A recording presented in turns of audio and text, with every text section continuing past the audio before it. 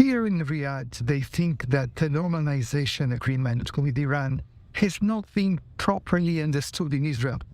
They don't see themselves as another country in line for the Abraham Accords.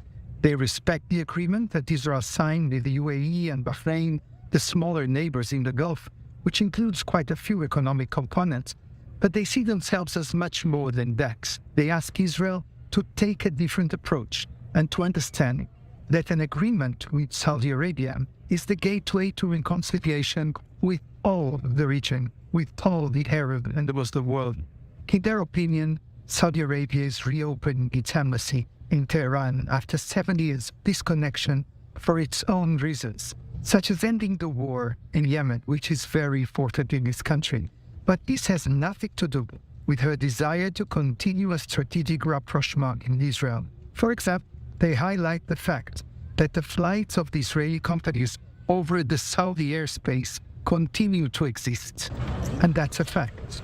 In fact, there is a Saudi attempt to build a new Middle East that includes an aspiration for reconciliation with the Shiites led by Ryhad and with the conservatives of the Muslim Brothers in Turkey and Qatar.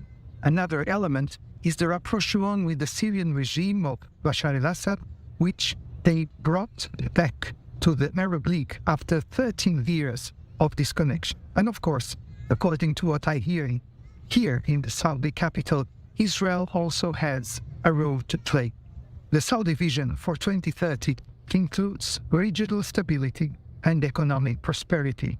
The fact that not the United States but China mediated the renewal of relations with Iran is a kind of yellow card for the American administration, when in fact Ryhad is telling Washington that there is no empty space and that the US cannot ignore the interests of its partners in the region.